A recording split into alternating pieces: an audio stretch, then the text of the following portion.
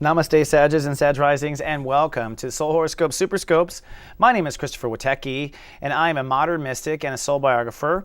And I also practice what I call step astrology, which is that each of the 12 signs is naturally born good at one of the 12 steps to serious joy or enlightenment. I call it serious joy, people call it enlightenment. And when you're a Sag or a Sag Rising, you are particularly good at the third step, which is I believe. Step 3, Sagittarius' rule belief structure. And what's interesting is that Sagittarius don't always believe in themselves. In fact, that's one of the big things we're going to talk about this week is, although you are the expert of beliefs, do you believe in yourself? But what are the Sagittarius working on? Well, they're actually working on their attitudes and their mind games. And this week, you're stepping into the passionate aspect of thoughts and communication. So you're working on step 5 as the step 3s, okay? So this is your attitude. You're going to develop a message and a tone that is constructed for success. And you have Aquarius ruling your thoughts, so you have to be very, very, very particular. When you have all this knowledge, right, and all this know-how of culture and all this know-how of people and language and all these things, what exactly comes out at the last minute? What comes out of your mouth? What comes out of your mind? Well, you have to have a crystallized Aquarian approach to your thoughts so that you can crystallize all that wisdom into what's most important to you, like casting in the moment. All right. And so you're allowing this week to step into the passion of communication, letting go of the word choices or the grammar or the verbs, letting go of some of that stuff and letting the passion flow through you. Now, with Mercury retrograde, you're also at the same time rethinking what passionate, what thoughts are, and rethinking your emotions too. But I don't think that's going to really stop much of your moving forward because it's time now to get it out there. And for you step 3s that are messengers or who are central figures, let's say you're a leader or you are a central figure somewhere, you're stepping into the passionate part of your leadership role. In fact, that all climaxes at the end of the week. At the end of the week, we're going to have a full moon in Leo, and that will be at some point some sort of war inside of you between your love for what you believe and the actual what needs to be said, what needs to be executed.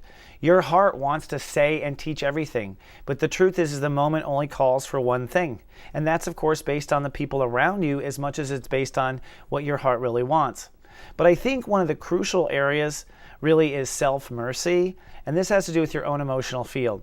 Sages are trying to cool their jets when it comes to their thoughts and their attitude, and they're trying to bring in a cool and cool attitude with themselves. But the truth is that you yourself need a lot of self-nurturing, a lot of, pillow talk is really the word.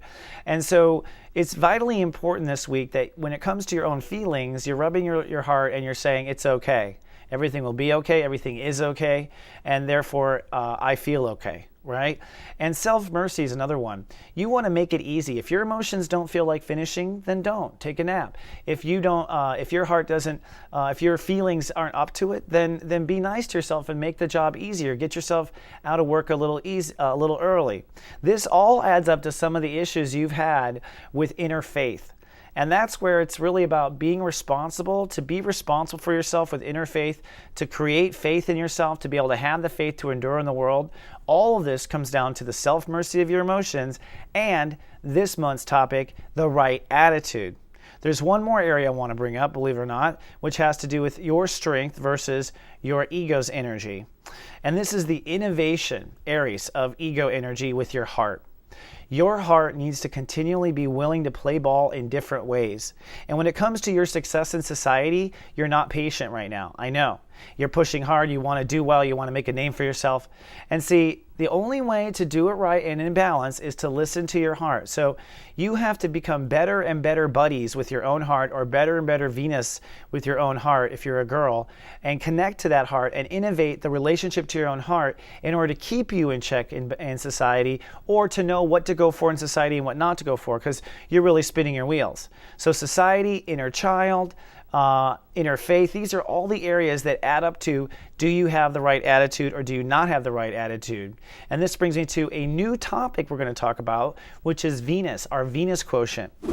everyone has a Venus quotient, which means that they were born with Venus in a particular sign. Now, most of the time, Venus is somewhere around your own sign. So if you're a Sag and your Venus was in Sag, you would be a 3 VQ. Your Venus quotient starts at 3. And your Venus quotient tells us your capacity to love and your capacity to move forward. So right now, the 3 VQs are focusing on self-esteem. And that's true also when it comes to love stories of Sages. If you want great love and you want to be able to have great love in your life, or if you want the love in your life to be greater, it comes down to honoring your own self-esteem. And honoring your self-esteem means that you are very compassionate about where your personal limits are.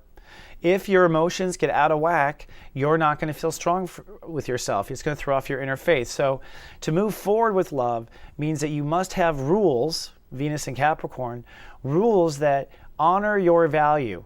And if people around you aren't valuing you for what you're worth, it's up to you to value yourself. Now, this is what translates into being taken advantage of in relationships, where people will run with the 3 VQs and take too much. 3 VQs are looking for an adventure. They're willing to throw things up in the air at the last minute.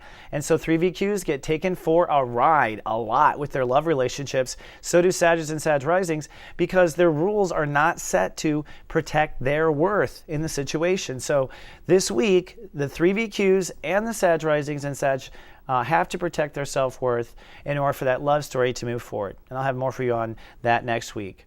So, by the way, as you can see, ladies, come on down to Facebook. We have at gavenus.me. We'll help you look up your VQ if you're a lady. If you're a guy, come on down to Soulmart and get on our mailing list, and we'll help you there. And I want to remind you that I have the February Megascopes out. This is where I predicted the full month of February for you. That's Valentine's Day and when the sun moves into Pisces and things get super emotional this year. You can find out right now for just $11.11. And you can also come down to soulmart.me for my horoscopes and other vital information, TV shows and things that we have all now in one central place while I rebuild Soul Garden, and I'll tell you more about that later. All right, my 3 VQs and my Sagittarius and my Sag Risings. Great audience here. I will see you in 7 days with more. Hope to see you in GA Venus, ladies. And until then, live, love, be.